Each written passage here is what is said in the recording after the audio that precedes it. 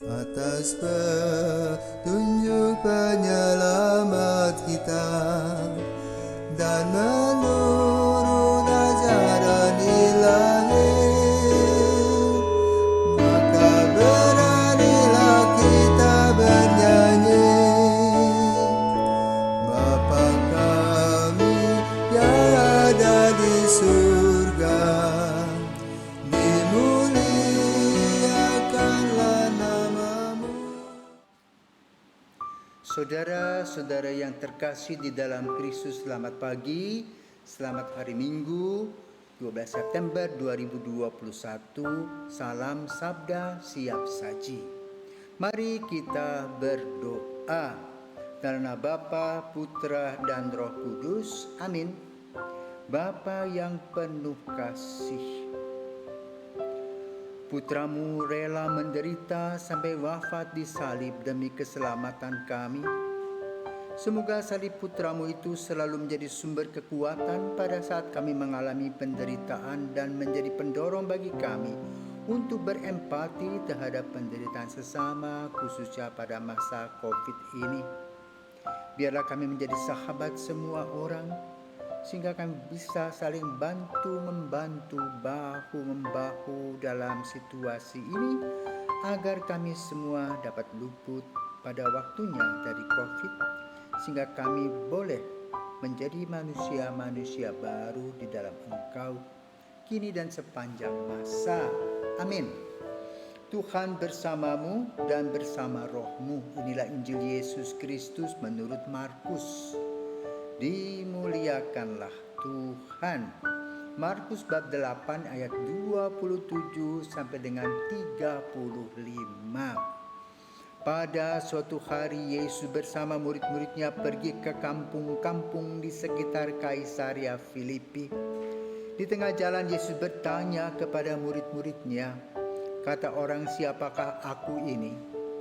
Para murid menjawab, "Ada yang mengatakan Yohanes Pembaptis, ada juga yang mengatakan Elia, ada pula yang mengatakan seorang dari para nabi." Yesus bertanya lagi kepada mereka, "Tetapi menurut kamu, siapakah aku ini?" Maka Petrus menjawab, "Engkau adalah Mesias." Lalu Yesus melarang mereka dengan keras supaya jangan memberitahukan kepada siapapun tentang Dia. Kemudian mulailah Yesus mengajarkan kepada mereka bahwa anak manusia harus menanggung banyak penderitaan. Ia akan ditolak oleh tua-tua, oleh imam-imam kepala dan ahli-ahli Taurat, lalu dibunuh dan bangkit sesudah 3 hari. Hal ini dikatakannya dengan terus terang. Tetapi Petrus menarik Yesus ke samping dan menegurnya. Maka berpalinglah Yesus dan sambil memandang murid-muridnya, ia memarahi Petrus, katanya, "Enyahlah iblis, sebab engkau bukan memikirkan apa yang dipikirkan Allah, melainkan apa yang dipikirkan manusia." Lalu Yesus memanggil orang banyak dan murid-muridnya dan berkata kepada mereka, "Setiap orang yang mau mengikuti aku harus menyangkal diri, memikul salibnya dan mengikuti aku. Karena barang siapa mau menyelamatkan nyawanya, ia akan kehilangan nyawanya. Tetapi barang siapa kehilangan nyawanya karena aku dan karena Injil, ia akan menyelamatkannya." Demikianlah sabda Tuhan. Terpujilah Kristus. Saudara-saudaraku terkasih, ada sebuah pepatah mengatakan, "Tak kenal maka tak sayang." Perjumpaan dalam kehidupan kita melahirkan relasi-relasi tertentu. Ada yang mempunyai relasi biasa-biasa saja, suam-suam kuku, tetapi ada juga relasi yang erat. Dalam Injil pada hari ini digambarkan bagaimana relasi Yesus dengan para murid. Para murid ada yang mengenal Yesus sekadarnya saja. Maka mereka menjawab teka-teki ketika ditanya oleh Yesus, "Siapakah saya?" Elia, Yohanes Pembaptis, dan banyak tokoh-tokoh Israel yang ditampilkan. Tetapi ternyata bukan itu. Jadi boleh katakan salah menerka. Kenapa? Karena memang relasinya hanya suam-suam kuku, biasa-biasa saja. Tetapi dalam hal ini Petrus mempunyai relasi yang lebih mendalam. Maka ia mengatakan, engkau adalah Mesias, anak Allah yang hidup. Artinya relasi Petrus dengan Yesus lebih dalam dibandingkan murid-murid lainnya. Kalau kita perhatikan benar adanya. Karena setiap kali ada peristiwa-peristiwa besar, Yesus selalu membawa Petrus untuk hadir. Contoh kecil, ketika Yesus berada di Gunung Tabor mengalami transformasi, Petruslah yang hadir di sana. Namun kemudian setelah perjamuan malam pun, ketika Yesus bercerita tentang keadaan yang akan dialaminya, Petrus itulah yang mengatakan, aku akan ada di depanmu. Lalu Yesus berkata apa? Sebelum ayam berkokok, engkau telah menyangkal aku 3 kali. Dalam Injil yang ditulis Markus pada pagi hari ini pun juga sama. Petrus di satu sisi dekat, akrab dengan Yesus, tetapi kadang-kadang sok tahu. Maka sok tahunya dalam tanda petik tadi ditegur oleh Yesus dengan kata-kata apa? Menyalah iblis. Kadang kita merasa dekat dengan seseorang, lalu kita merasa seolah-olah, seakan-akan, ya semua yang kita katakan itu cocok dengan pribadi orang yang dekat, ternyata tidak semuanya benar. Maka biarpun kita mempunyai sahabat, berhati-hatilah kita berbicara tentang sahabat kita, maka lebih baik bertanya. Dan juga melihat fenomena-fenomena yang terjadi. Relasi satu sama lain melahirkan buah-buah dalam kehidupan. Kedekatan Petrus dengan Yesus nanti akan melahirkan pengorbanan. Di mana?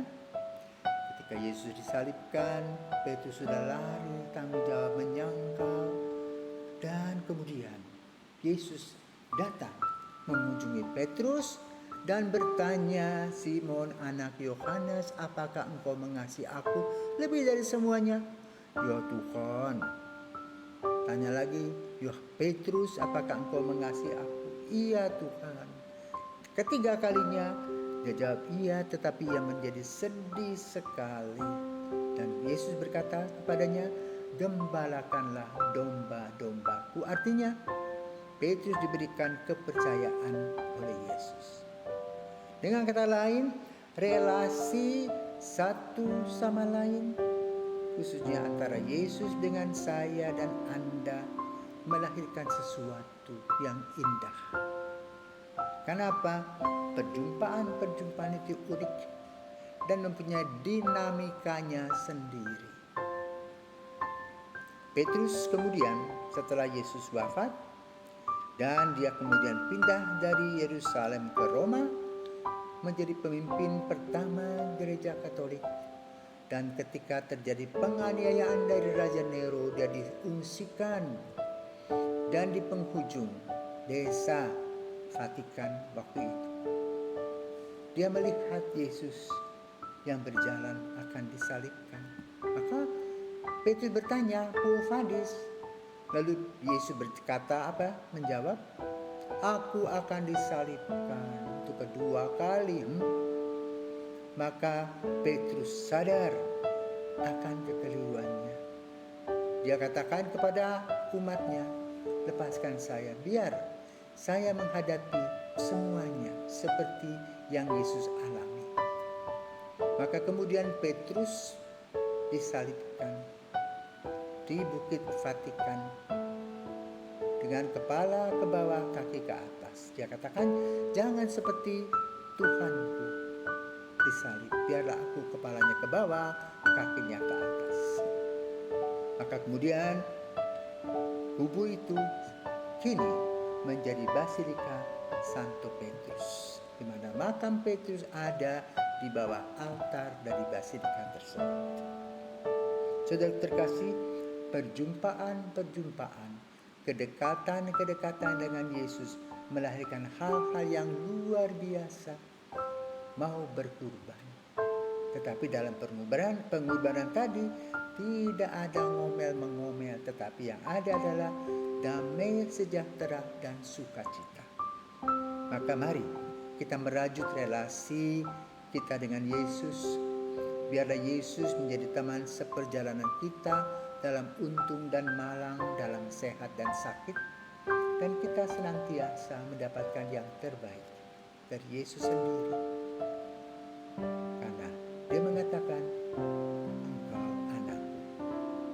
Semoga kita mendapatkan pengalaman seperti yang dialami oleh Santo Petrus, dekat dengan Yesus, berani berkurban, berani seperti apa yang dikatakan dalam Injil.